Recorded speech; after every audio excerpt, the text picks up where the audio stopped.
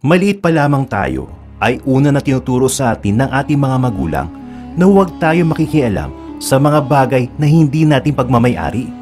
Pero nung tumanda na tayo, palikot ng palikot ang isip ng mga tao. Kaya naman hindi maiwasan na maging interesado sila sa maraming bagay. Kung ano-anong mga bagay ang kanila nadidiskubre, nakabaon man sa ilalim ng lupa o nakalubog sa ilalim ng malawak na karagatan. Pero karamihan sa mga ito ay merong dahilan kung bakit sila nakatago mula sa mga pakialamerong mga tao. At ang mga dahilang ito ay unti-unti nating malalaman sa oras na tinanggal natin ito sa kanilang orihinal na kinalalagyan. Sa videong ito ay tutunghayan natin ang misteryong nangyari sa mga taong humukay sa isang libingan sa Egypt na ng kalaunan ay isa-isa silang nawalan ng buhay. Ano ba ang sumpang bumabalot sa libingan na ito? At sino ba ang nagmamay-ari nito?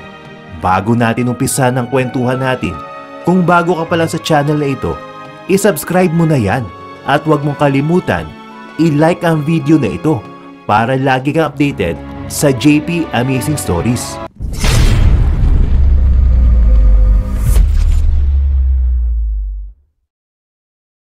Noong 1922, may isang Egyptian archaeologist na ang pangalan ay Howard Carter na humaharap sa isang malaking problema dahil natanggap na niya ang sulat mula sa kanyang financer na si Lord Carnarvon.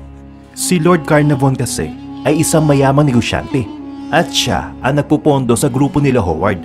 Ang grupo kasi nila Howard ay grupo ng mga archaeologist, kaya pinondohan sila ni Lord Carnarvon ay para kung makahukay sila ng kayamanan ay magkakaroon siya ng porsyento dito.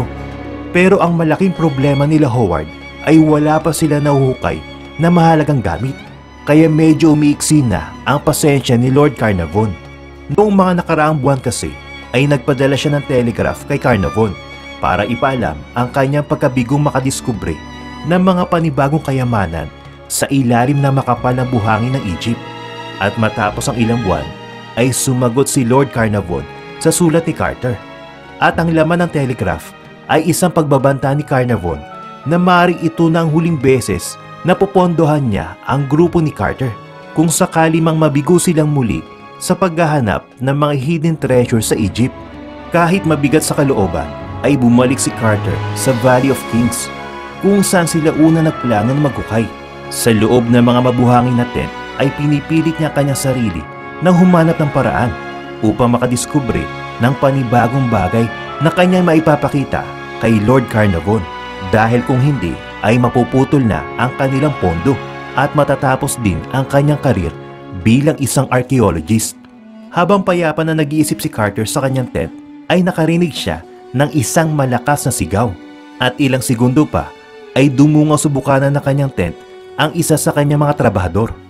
Tinatawag siya nito dahil meron umano itong nadiskubring kakaiba sa labas.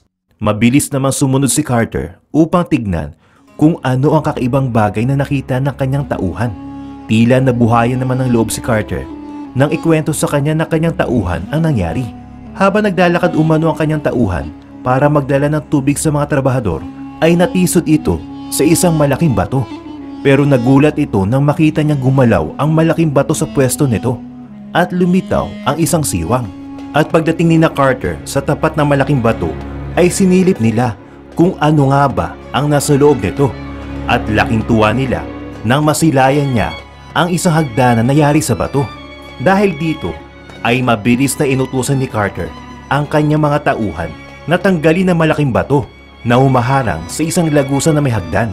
Kaagad nilang hinukay ang lupa na nakaharang sa daan hanggang sa lumuwang ang espasyo at makaraan ng isang tao. Hawak ang isang ilaw ay pinasok ni Carter ang nadiskubre nilang hagdanan at sinundan ang daan pababa. Kasamang ilang mga trabahador ay nadiskubre nila ang isang malaking pinto na merong stamps ng royal cartouches. Dito nanlaki ang mga mata ni Carter sa kanyang mga nakita.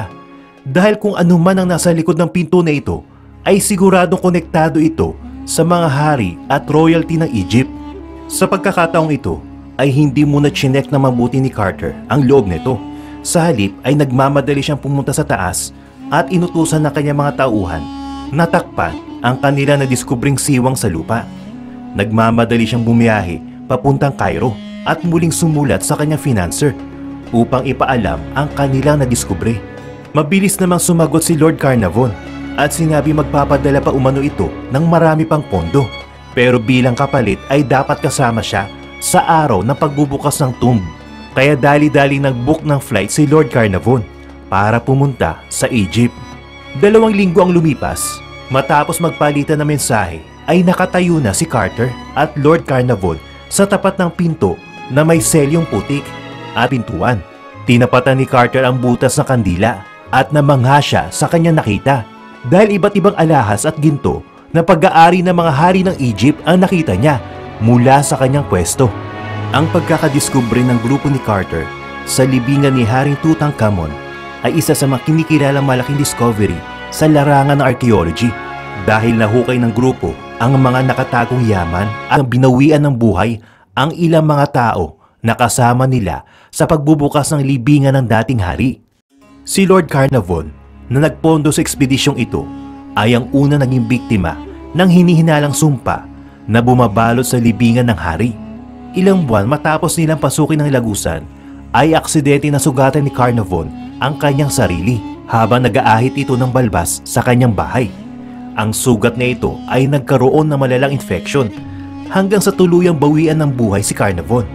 At ayon sa kanyang doktor ay pulmonya at malalang infection ang naging dahilan ng kanyang pagkamatay. Dahil dito ay pinagkaguluhan ng media ang pangyaring ito at mabilis nila kinonekta ang pagkamatay ni Carnarvon sa mga sinaunang pamahiin tungkol sa pagbubukas ng mga Egyptian tomb. Meron kasing pamahiin ang mga sinaunang tao na kung sino daw ang magbukas ng tomb ng hari ng Egypt ay mamalasin di umano sila. At ang pinakamalala na pwede mangyari sa mga ito ay ang kamatayan.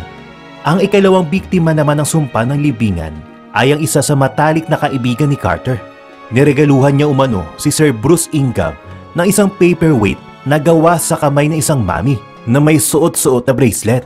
Pero lingid sa kanilang kaalaman ay meron palang sumpa na nakasulat sa bracelet na suot ng mami.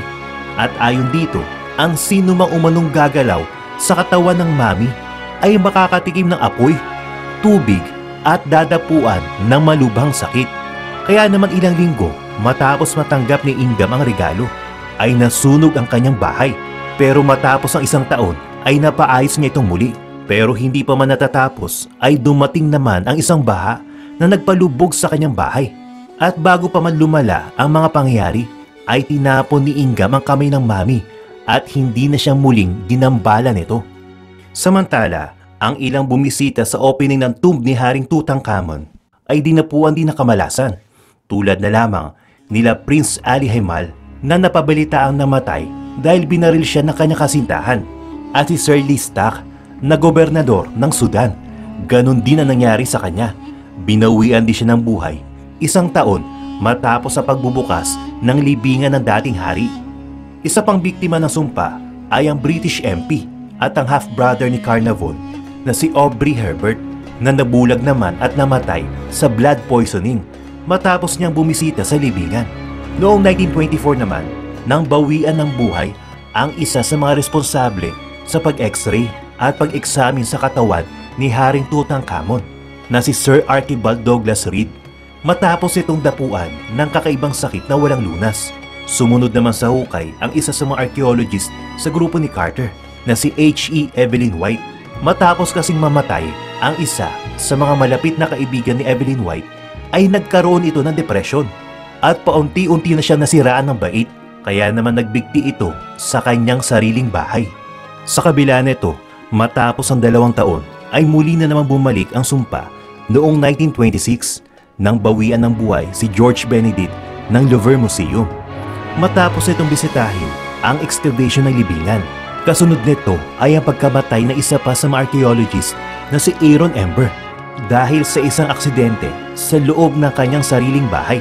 Samantala, ang excavation sa libingan ni Haring Tutankhamun ay ipinasa na sa isang archaeologist ay paunti-unti na rin humihina ang katawan ng archaeologist hanggang sa binawian na ito ng buhay noong 1928 sa kaparehong hospital kung saan namatay si Carnarvon at hinihinalang arsenic poisoning ang naging dahilan ng pagkamatay nito.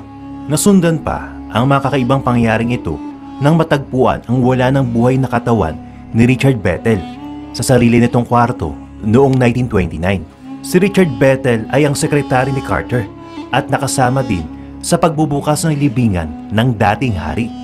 Kasunod naman nito ay binawian din ng buhay ang tatay ng sekretary ni Carter na tumalon umano mula sa isang mataas na gusali kung nasaan ang kanilang apartment.